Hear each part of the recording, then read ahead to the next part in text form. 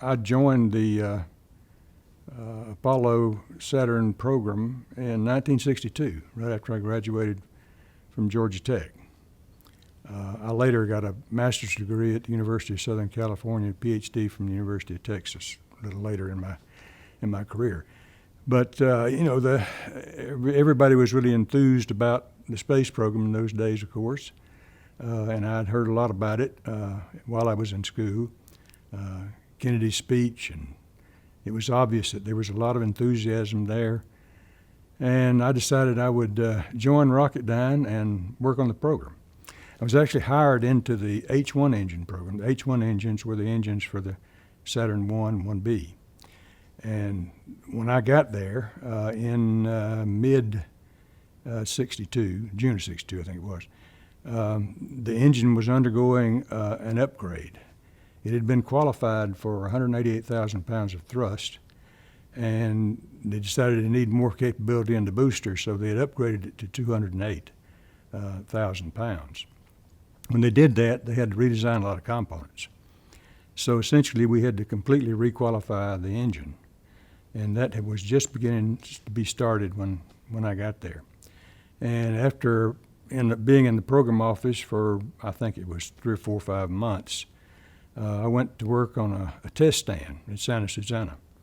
I was responsible development engineer on a test stand that was doing the testing to requalify the H-1. And it was a fantastic experience. I had never been around anything like that, but we were trying to get a lot of tests off because you had requirements on time on hardware and number of firings and those kind of things. We actually had 2 test stands that were running at the same time. And so we were getting just as many tests as we could off. And typically, 2 a day was about all you could do. We would run in the morning. I'd go back to the office and review all the data. Of course, everything was on strip charts and oscillographs in those days. And I had 2 ladies who would reduce the data. And while they were reducing data, I was reviewing oscillographs and also the strip charts. It usually took me about maybe 2 hours to do that. And then we'd start getting ready for the afternoon test, and same thing over and over again. I was on the test stand for a little over a year, I guess, and went back to the program office and worked there for a while. And was involved in one more thing there in the qualification. It was difficult to get the number of tests off that you needed to qualify, particularly the main fuel valve, which had been redesigned and had to be requalified. So I came up with the idea of designing a flow bench where we could put 2 of the valves in parallel and cycle them and never turn the system off. And we were able to get the right kind of loads on the valves, and did that to finish the number of tests we had to have to qualify the valves. One of the most critical issues in the program was the instability of the F1 engine, the F1 injector.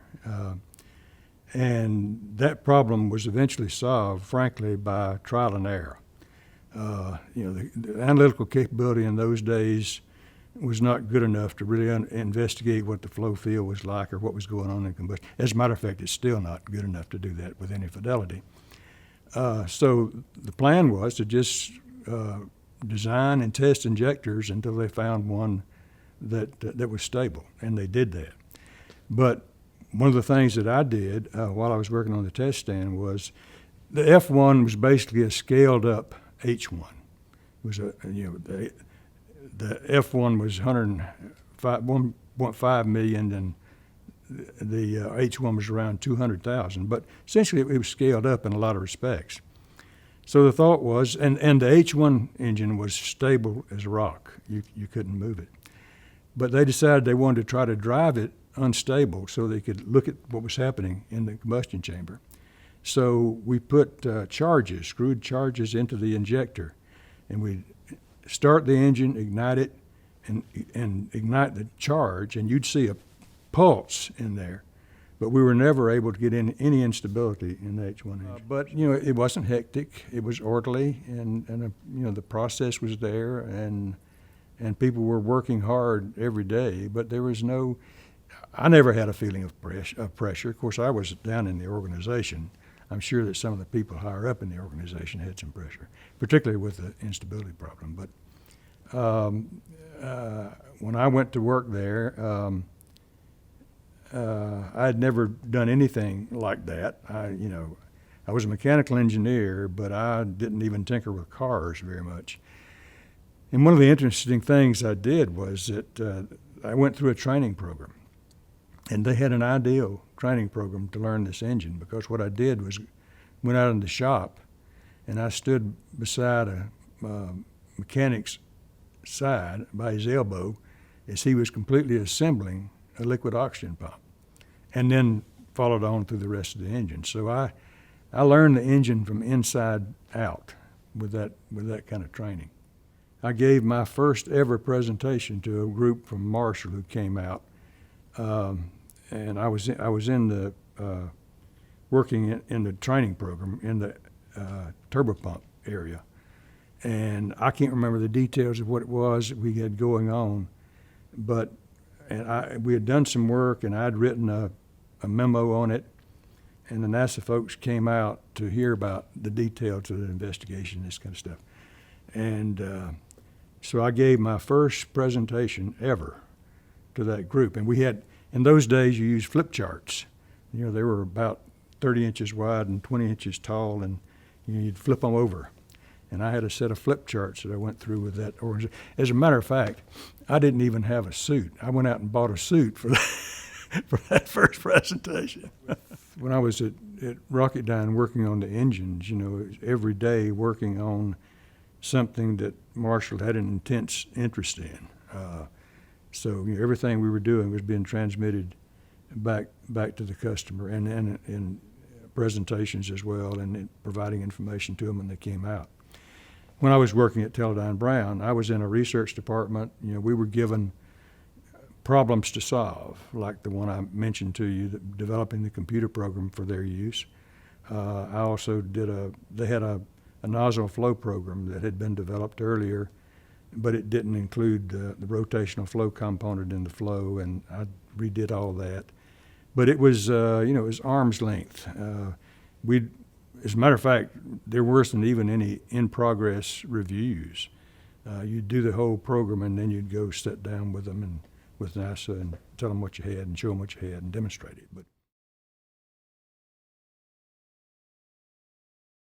when I finished my master's degree, I wanted to move into the research area at Rocketdyne, and they weren't inclined to do that. They wanted me to stay where I was.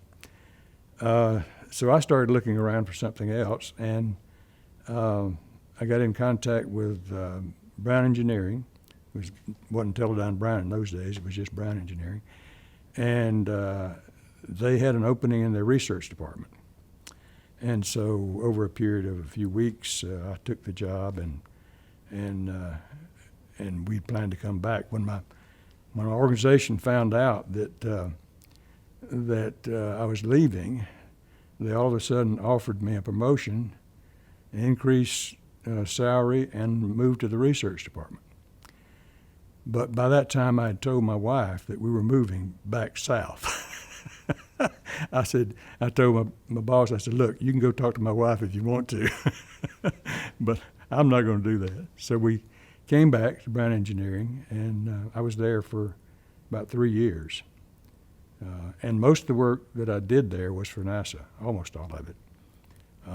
And one part of it related to the Apollo program. The organization was looking out beyond the first flights to the moon and to what they were going to do to have habitats there for the crews further out in the future.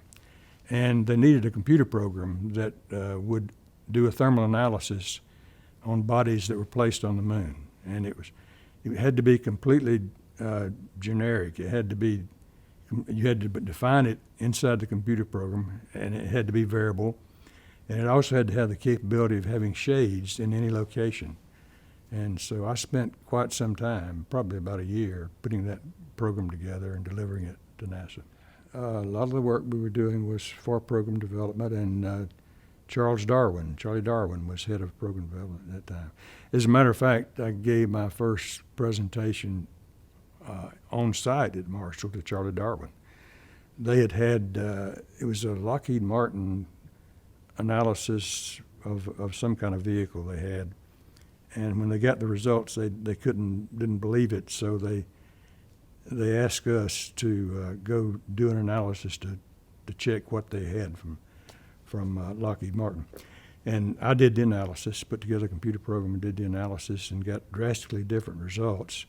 And I also found out what had caused their problem with it. They didn't have any conduction circumferentially around the vehicle, and so that gave grossly different thermal results. So I came out and presented all that to Charlie Darwin. That was my first on-site presentation. When I first came to Huntsville for that interview trip, I flew over from Atlanta in a DC-3, and never been in this area at all. And the plane landed, and I got up and started to get out, and somebody told me that I hadn't gotten to Huntsville yet. This is Muscle Shoals. So I thought the plane would land at Huntsville first. I knew it was going to Muscle Shoals. But, flew in over the rock quarry to the old airport. The town was relatively small in those days. And the growth has been fantastic.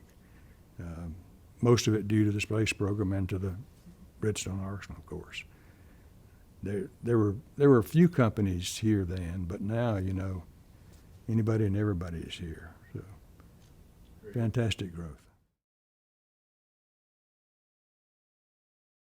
I had a friend who had actually been at Rocketdyne, Terry Greenwood, who had come to NASA directly from Rocketdyne.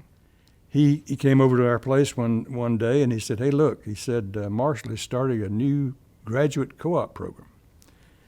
He said, "The deal is they'll give you half salary while you're at school and let you go work on your PhD." And by that time, I had accumulated, in addition to what I had on my master's, I'd accumulated another 27 semester hours working at UAH, so I was ready to try to finish it off. So I came out to talk to the co-op department about that and told them, who I was and what I wanted to do. And they said, "You don't really understand." He said, "This is for people who work at NASA." So I said, "Well, if you'll hire me, I'll be a NASA employee." And then they said, "Oh, no, we can't do that." So I had about 3 visits with them, and finally they hired me. So I came out here in May and went to University of Texas that fall and finished up all the coursework and qualifying exams and all that. Then came back to Marshall and did my dissertation here using the drop tower. What I was looking at was reduced gravity nucleate boiling. And I used Freon 113, a test rig, put together a test rig, and the drop tower was frankly not even being used at that time, but they had some equipment that they'd used for earlier experiments, so I used that equipment, set it up in the drop tower, and studied I would start the nucleate boiling, then get out of the shield, and they'd drop it, and I had it, data and pictures all the way down. So that's the way I got the data for my dissertation. While I was here working on my dissertation, I'd gotten involved already in the Skylab program. It was getting cranked up, defined. So I as soon as I finished the PhD, my boss, Charlie Wood at the time, called me in and asked me what I wanted to do, and I told him I wanted to stay. And they had a section chief job that was open, so he offered that to me, and I took it. And so I worked from that time until after launch of Skylab. I was 100% on the Skylab program. I had environmental control branch. We also did thermal work. So I was responsible for the environmental control system. The interesting thing about that was it was the first time we'd had an active control system for carbon dioxide. On Apollo and all the capsules, they used lithium hydroxide canisters, and they would be used up, after a while, and you had to replace them a couple of days, I think. So there's a lot of mass involved in that, and we were going to be on orbit, for months and months. So we couldn't afford the weight to do that. So we developed. It was actually developed by McDonnell Douglas East in St. Louis. Molecular sieve system, which was regenerative. It would absorb the carbon dioxide in a material, and then you would switch it over and put that to vacuum, and the vacuum would pull it out to space. So it was a regenerable system, worked beautifully. Never had any problems with it. Yeah, one of the interesting things, of course, during this period of time, we talked about being in a race with the Russians to get to the moon, and we were in a race with them. We knew that they had fantastic capability. They put the first satellite up, they put the first man in orbit, but we never knew what they were doing. They knew everything we were doing, and we knew nothing that they were doing. And frankly, didn't find out a lot about it until after the wall came down and we started having interactions with the Russians. I visited Russia a number of times, several times when I was deputy director at Marshall, when I was chief engineer, NASA chief engineer, and when I was administrator, I also visited several times. Some of them looking at engines, other were space station things. But the interesting thing relative to that race was that I think it must have been the second, it wasn't the first, it must have been the second or the third trip I took to Russia. Mostly I was dealing with the engine companies, looking at their engines and how they developed and built them and what they could do. At NPO Energomash, at Kempke, right outside of Russia, and CADB in Voronezh. But on one of those visits, second or the third one, I went to visit Energia, and they were responsible for the design and development of launch vehicles. And they had been responsible back in the days when we had the moon race going on for their designation was the N1 launch vehicle. And I had a nice visit with them, and all of a sudden, something totally unexpected. They started showing me movies of their launch failures of the N1. And they discussed it very openly. And they told me how they had come up short and had not beat us to the moon. We had the F1 engine, which is 1.5 million pounds of thrust, and they at that time did not have a large engine. Their engines, it was N15, I think was their designation for it, was a much, much smaller engine. They had, and because of that, they had in the mid 30 or 35 engines in their first stage. And you can imagine a plumbing nightmare with all the plumbing that feeds propellant to 35 engines. And what we did was when we developed our booster, we did a total system test. We tested the whole stage many, many times so that we knew the plumbing, the flow was going to be right, and no excess vibrations or anything in there. But they didn't do that. They never, ever tested that first stage completely assembled. They launched it without ever doing that test. And they did it to save time, to try to beat us to the moon.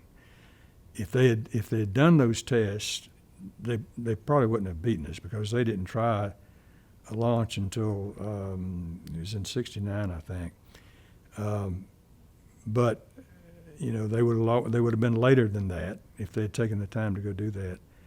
And even if they'd taken the time with the complex situation they had, they might or might not have made it work. But not doing the testing doomed them to failure, and they knew that. And the people I were talking to, some of them were people who had been there in that time, and they weren't just telling stories from what they'd heard. They were telling you what happened. They also had their chief designer had died in 1965, and that hurt the program a lot. And another thing that hurt them, and this is another story they told, they were getting a lot of pressure having these failures from the higher ups, and they were getting ready to do another launch, and they were getting again with this pressure. And in order to show confidence, his confidence that they were going to do this and it was going to be successful, he took quite a significant number of his key people and went out close to the launch pad, and the launch failed and killed all of them. So that left a hole in their program.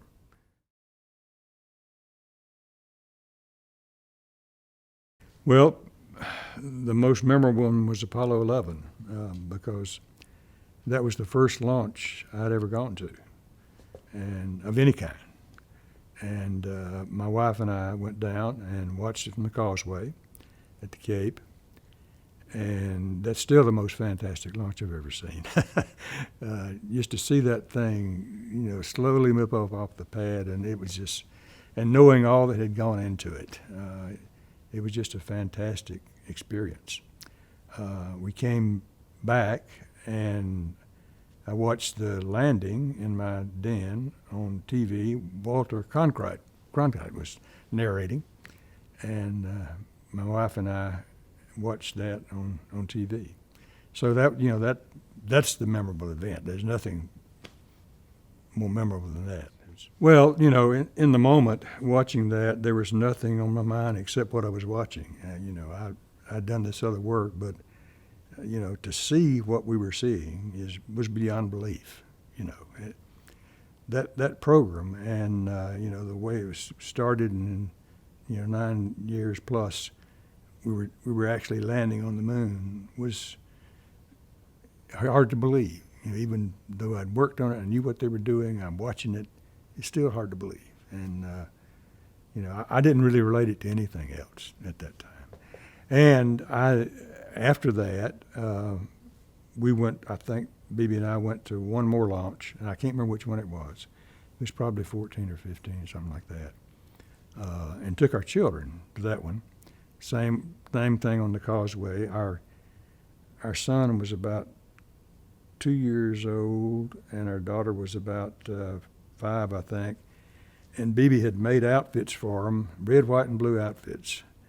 And we have a picture of them sitting on the hood of our car at that launch. So, and that was the only other launch I saw of them.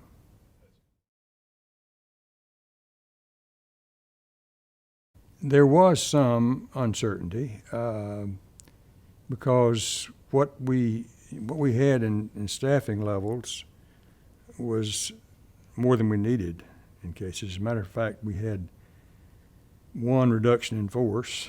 There might have been 2, but I know there was one. So that makes people nervous when you start doing that.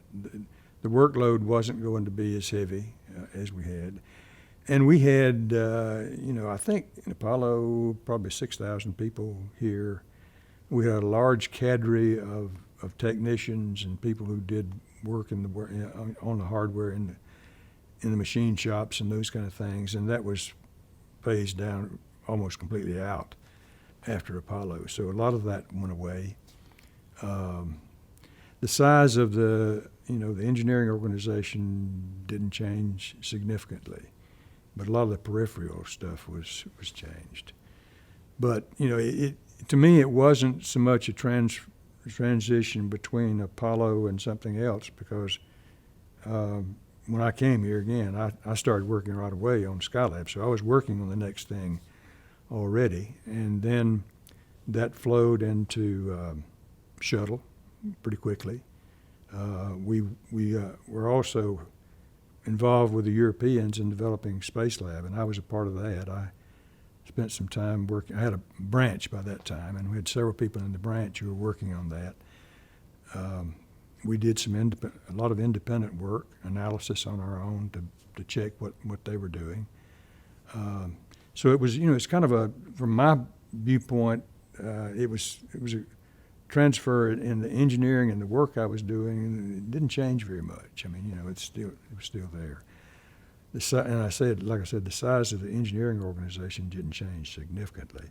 When I was director of science and engineering, I think we still had 2,300 people in science and engineering, and the science part of that was probably 100 to 150. So most of it was engineering.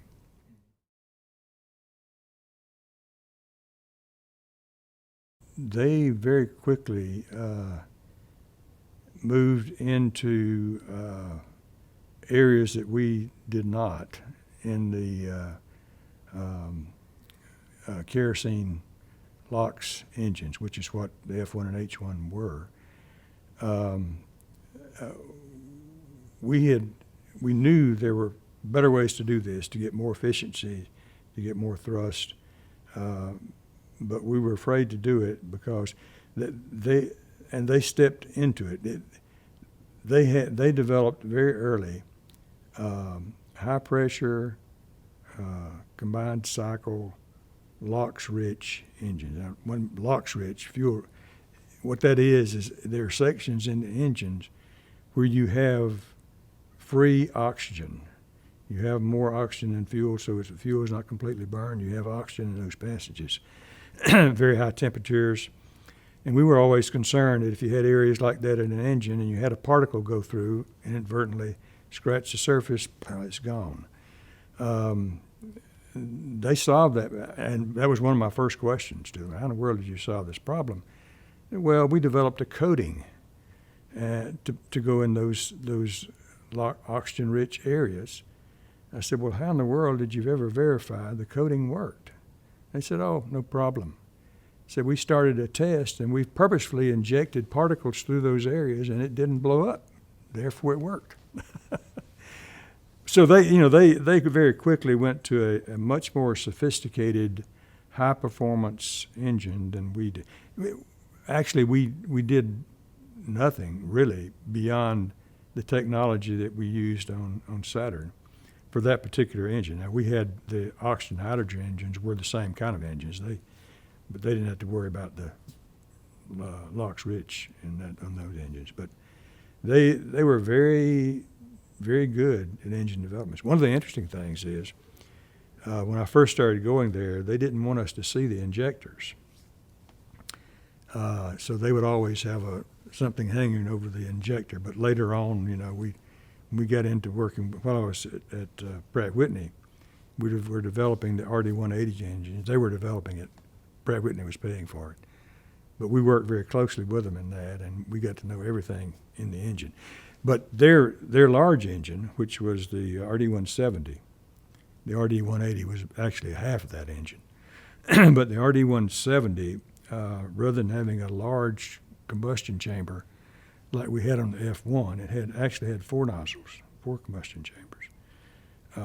And I've always thought, never been 100% sure, that was one of the things they did to avoid the combustion instability problem. Was for having 4 chambers. But they had very sophisticated engines. Their engineers were fantastic. I used to work with them. In fact, when I was first going over there while I was with NASA, they were telling us all about this RD-170 engine and all how it was designed, except for coating kind of things. And I kept pressing. I was trying to find out what requirements they had used to develop this engine. I had asked them numerous times, what kind of safety factor did you use? And finally, after 2 or 3 days of this, one of the guy who spoke English real well said, look, we can't tell you that. He said, these are military specs that we use to develop this thing. He said, we cannot tell you what the safety factor is. He said, but I'm going to come in here tomorrow and show you something and let you decide. He came in the next day and rolled out a drawing all the way 8 feet long that had in a lot of the areas of the engine, they had calculated the safety factor He had written it down. And you could look at all the safety factors that are written down there, and I said, aha, 1.4, just like ours. When I was there, we had meetings in a big conference room, long table, we'd sit around there in meetings. But it was a very big room, and all the rest of that room was engines. And the first thing they did, the first meeting I had with them, walked in, sat down, and they said, okay, we're going to give you a tour of our engines. And in the back corner where they started, they had a V2, which is the same thing we started with. That's what they started with. And then they must have had in that room 20 or 25 different engines. And they walked through and told us how the technology had changed fairly early on, they were into this high pressure LOX-rich stage combustion.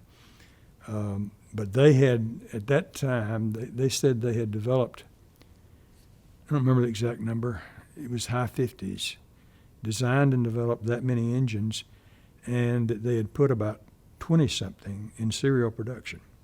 When I went to Voronezh with the LOX hydrogen engines, found the same thing. They had designed and developed 60 of those type engines and put some large number in serial production. So, we were constrained financially. We couldn't just go off and do these things. They had all the money they needed. They had all the people they needed, and they just did whatever came next. We were never able to do that, unfortunately. The open checkbook allowed them to do what any of us would have liked to do, which is, you have a V2 and you envision the next version of that. It has more capability and has different things, and you go do that, and you say, well, I could also do it this way, and I can make it improve it by that way. So, they were making incremental improvements in their technology and in their engines.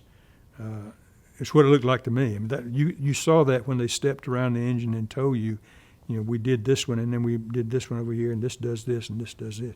You could see an evolution.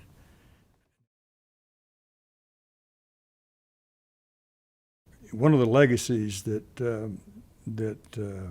was left by the Apollo program, there were two, in my view.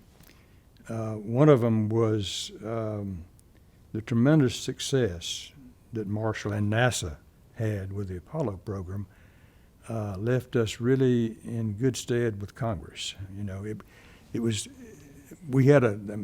NASA was looked at as a can-do organization. We can do things. And so we began to get and at Marshall, we branched out significantly. There were 4 great observatories, and Marshall did 2 of them, the Hubble and the Chandra. And as a matter of fact, we also developed one of the primary experiments for the Gamma Ray Observatory, the Burst and Transient Source experiment, which was wildly successful. In fact, as I was talking to Jerry Fishman about that just a couple of weeks ago, we were involved in a lot of things other than just launch vehicles and propulsion at the center. And then, of course, flowed into space station. So what had been established by the Saturn program at Marshall not only left a legacy with Congress and the outside world and helped us to get a lot of other things, but the thing, frankly, that was most important to me was the legacy that was left in the organization, the organizational structure, the way engineering related to the projects. And von Braun, of course, set that all up. He set up an organization here which was technically focused. We had laboratories that were technically focused: avionics laboratory, test laboratory, materials laboratory, and propulsion vehicle engineering had a lot of the analytical work in it. So there were laboratories for each and every major discipline included in the laboratories. And the people who headed those laboratories were von Braun's board of directors and other center directors all the way up through me. It was that way. I looked to the laboratories for their technical expertise. we have a design review or a flight readiness review, whatever, it was those lab directors and their technical expertise sitting around the table making sure the projects were doing what they were supposed to do. And engineering was independent from the projects. We had loyalty to the projects. We were the conscience of the projects. But the projects told us a lot of things they wanted us to do, and we did them. But we also made independent decisions on what we needed to do on programs. And there were a lot of places that I saw where we made those independent decisions to go off and do something which had major impacts on the projects and the programs. So it was a completely different mindset, and it didn't change while I was here. And I grew up in that. You know, I was a section chief, branch chief, associate director of engineering, director of engineering and science, deputy and center director, and then later on director. So I grew up in that system. So it was always very comfortable. Everybody knew what everybody was responsible for. And having the organization set up that way had one benefit, and I think this was probably in Von Braun's mind when he did it, but all the technical people of a certain ilk were together. So they fed on each other, they did training, inter-training among each other, they made sure that they had within that group all of the expertise that was needed to do the job. It demonstrated a capability in this country to do hard things and do them well. And that, I think, flowed into a lot of things well beyond NASA. It flowed into military everywhere. I've never have seen anything that was proposed, needed, contemplated, that we didn't think we could do. We think this country thinks it can do anything, and it generally can. And I think a lot of that, that was the first really big thing we did. When you think, well, except for the Manhattan Project, of course, that was great, but that was the first really big, in 1960 to stand up and say we're going to the moon in 10 years and bring a man back, that's Buck Rogers stuff.